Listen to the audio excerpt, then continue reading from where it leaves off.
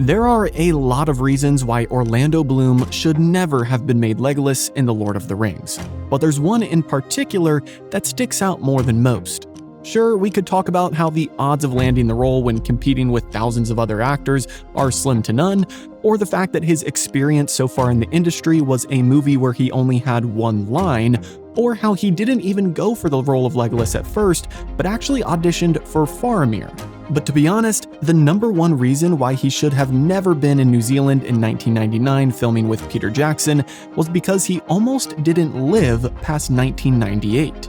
And so in today's video, join me as I uncover this incredible story full of ups and nearly tragic downs, in which Orlando Bloom went from a kid in drama school who nearly lost his life to one of the top box office earners in the world in less than 10 years. My name is Gibby and welcome to Fact or Fantasy, a channel dedicated to all things Lord of the Rings and Tolkien. This is the 5th episode in my Becoming series, where I tell you all about the intriguing stories of our favorite actors from the Lord of the Rings franchise. I've already shared the stories of Ian McKellen, Viggo Mortensen, John Rhys-Davies, and Sean Bean, so after you're done with this video, be sure to check those other ones out. But speaking of this video, sit back, relax, grab a pint or some Old Toby, and enjoy this incredible true story of how Orlando Bloom went from a broken back to becoming Legolas. To best understand how Orlando Bloom survived the grueling, high-octane reality of filming in Middle-earth, we need to better understand his foundation. And out of everyone we've covered so far in this series, he might have one of the most interesting childhood experiences of all. Born in Canterbury, England, his early life was defined by a massive family revelation. Growing up, he believed his father was Harry Bloom, a famous South African novelist and civil rights activist who passed away when Orlando was just 4 years old. Harry Bloom was a legend in the family, a man of immense intellect and moral weight, but when Orlando turned 13, his mother sat him down and delivered a revelation that would shatter his world. Harry Bloom was his stepfather. She revealed that his biological father was still alive and was named Colin Stone, who just happened to be a family friend and his legal guardian after Harry had passed away. For a 13-year-old, this was a massive, life-altering piece of information. Actually, now that I think about it, it's life-altering for any age. Orlando, who had spent his childhood idolizing the memory of a man who wasn't his biological father, suddenly felt like he'd been granted a second chance at having a dad. Especially because Colin Stone was someone who he had been around and was a friend of him and his mom. He looked at Colin Stone with new eyes, hoping to finally have that traditional father-son bond that he'd been missing. But unfortunately, that dream was short-lived. The reality was much colder. Stone had his own separate family, and Orlando quickly realized that he wasn't going to be integrated into that new life. In later interviews, Orlando admitted that this was a very tough time, but ultimately, decades later, it's led to a great relationship between him and his bio dad. As a kid, though, this must have been extremely difficult and formative for his character. To add to the confusion of his teenage years, Orlando was struggling with severe dyslexia. Traditional schooling was a nightmare for him. While the other kids were easily mastering reading and writing, Orlando was hitting a wall every single day. The school system just wasn't built for a mind like his. He felt trapped, stupid, and disconnected from his peers. Thankfully for him, his mother, Sonia, saw the spark that the teachers missed. She recognized that his mind wasn't broken, but it was just wired differently. She pushed him toward the arts, toward pottery, photography, and eventually drama. And suddenly, the kid who couldn't keep up in the classroom found a place where he could finally command the room. He dove headfirst into the National Youth Theatre and eventually earned a scholarship to the British American Drama Academy. But he was hungry for the real thing. He wanted the rigorous classical training that would turn him into a true actor. That's what brought him to the legendary Guildhall School of Music and Drama in London. By the late 90s, Orlando was deep into his studies. He was in his early 20s, living in London and feeling the first rush of independence.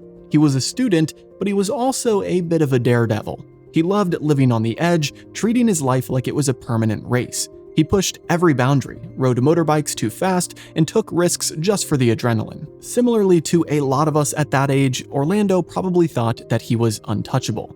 He was young, he was talented, and he felt like he had the world at his feet. Then came 1998. He was midway through his time at Guildhall, right at that crucial point where he was starting to figure out who he was as an actor. But then one day, one of those things you see on the news and think, that could never be me, happened to him. He was at a friend's apartment trying to climb up to the roof terrace through a window. He grabbed a piece of a metal drain pipe that he assumed was bolted down, and it wasn't. He fell 3 stories, landing on a first-floor terrace below with bone-crushing force. He lay there, completely unable to move. The pain was immediate, and the silence that followed was terrifying. When he got to the hospital, the prognosis was pretty grim. After a life-saving operation, the doctors told him in no uncertain terms that there was a high percentage chance he would never walk again. You see, the only reason he hadn't died was because somehow his spinal cord had just barely remained intact. So he was put into a rigid back brace and told to prepare for a life of limitations. This was an incredibly dark time. He'd gone from being a hyperactive, invincible kid to a young man confined to a bed, staring at a ceiling, wondering if his dream of acting was dead before it ever began. He spent the next 4 days in the hospital, paralyzed with the fear that his race was over. But in a moment that could only be described as a miracle, his body began to recover. Just 13 days later, he walked out of the hospital on crutches. But despite this rapid recovery, that experience stripped away every ounce of his youthful arrogance. He spent the months of his recovery reflecting on his life, the speed, the recklessness, the lack of direction, and he realized that he didn't want to mess up the life he had been given. So he returned to school with a quiet, focused intensity that wasn't there before. He was a humbled student, grinding through his final years, completely unaware that while he was learning his craft, the world was quietly preparing the role that would change everything. It was during this final stretch of school, just months before his graduation, that Orlando found himself with a rare advantage. While most of his peers were purely focused on their final scenes and showcases, he had already secured a talent agent.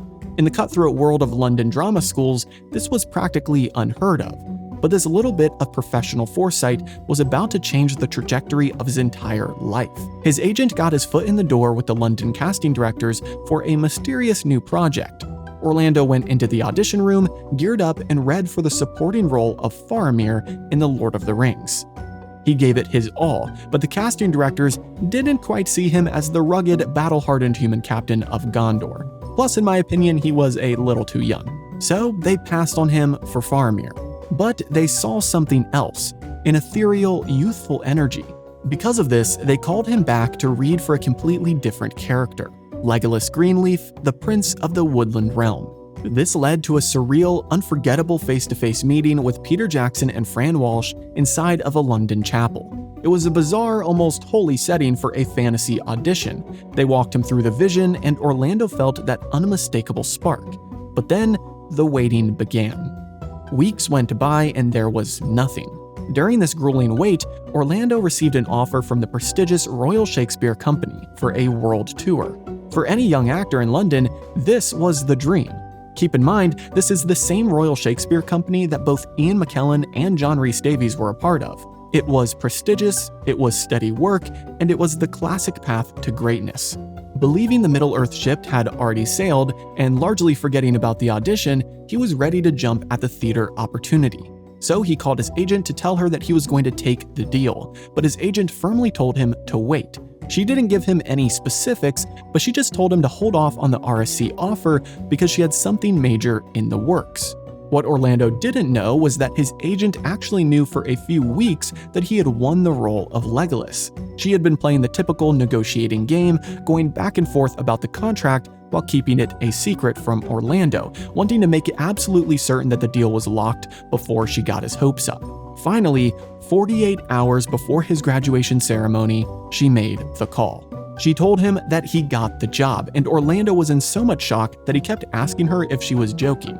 He called her back 5 or 6 times, repeatedly asking if it was true, if he really had a part in The Lord of the Rings. He was a kid fresh out of school, landing a role that seasoned veterans would kill for.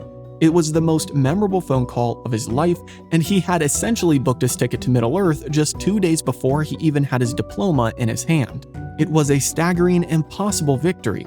but as he packed his bags for New Zealand, it was hard not to look back at that hospital bed in London just a couple of years prior, where he was told that he might never walk again, and realized that he wasn't just heading to a film set, he was about to embark on the most grueling physical test of his second lease on life.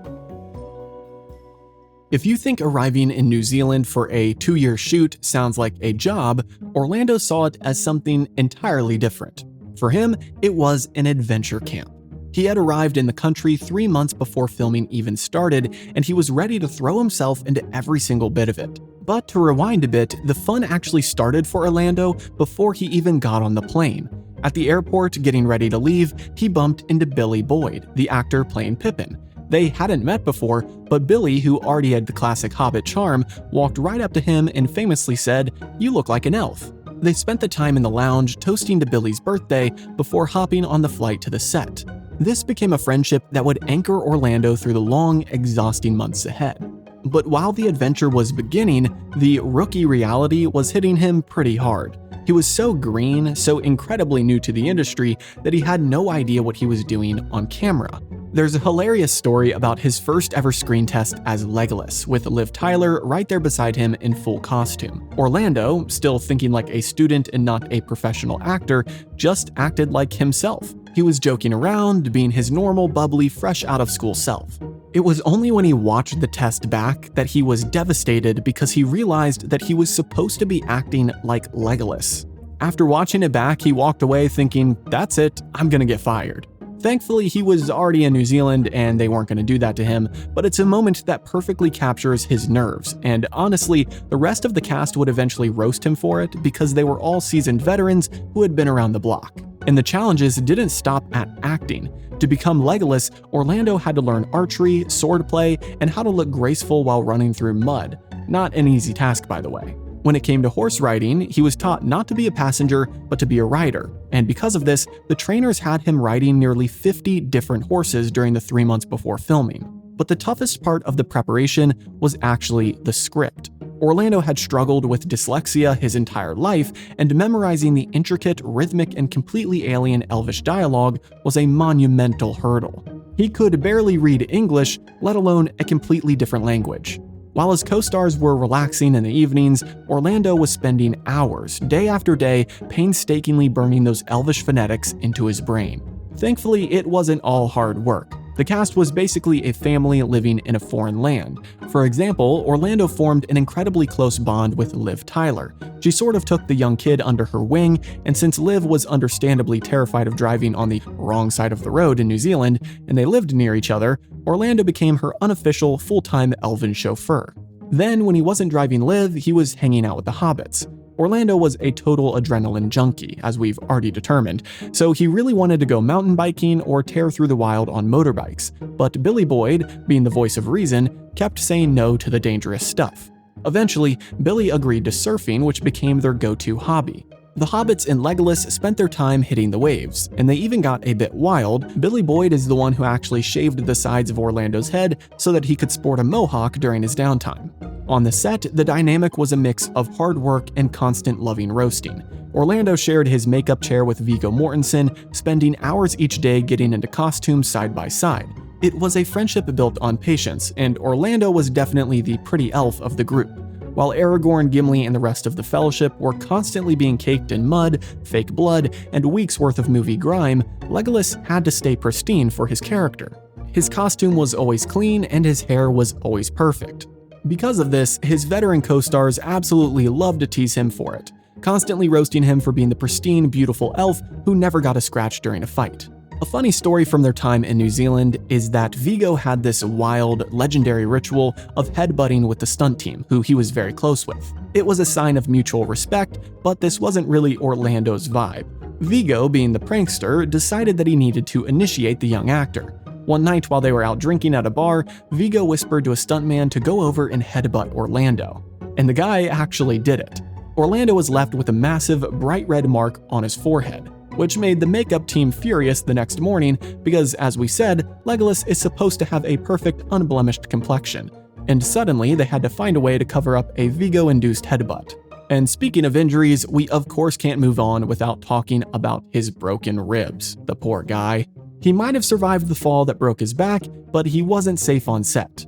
In fact, while almost everyone else had a stunt double, Orlando Bloom did everything himself. He cracked his ribs falling off a horse one time, only because Gimli's scale double, Brett Beatty, accidentally fell right on top of him. It was incredibly painful, but because Orlando was the immortal elf, his co-stars just had a field day.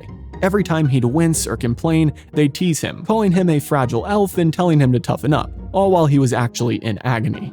Ultimately, I think the others had a bit of experience with on-set accidents, whereas because this was Orlando's first time, he was a bit louder about the pain.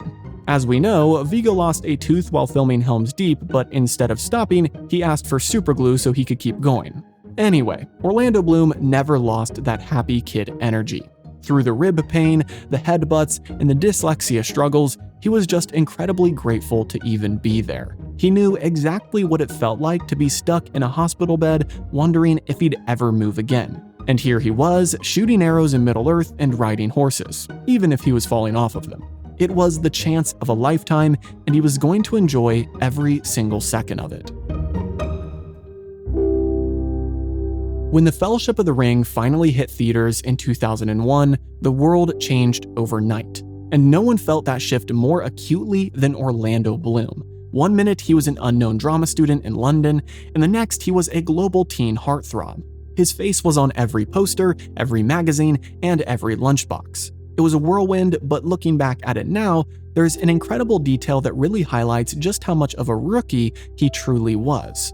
For that entire massive 2-year-long production, the writing, the sword fighting, the endless elvish lines, and the grueling New Zealand winters, Orlando was paid just $175,000 for the entire trilogy.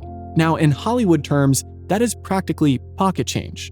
It equated to roughly 2 to 3 years of non-stop blood and sweat labor, but if you ask Orlando about it, he doesn't have a single complaint. In fact, he's always been incredibly appreciative.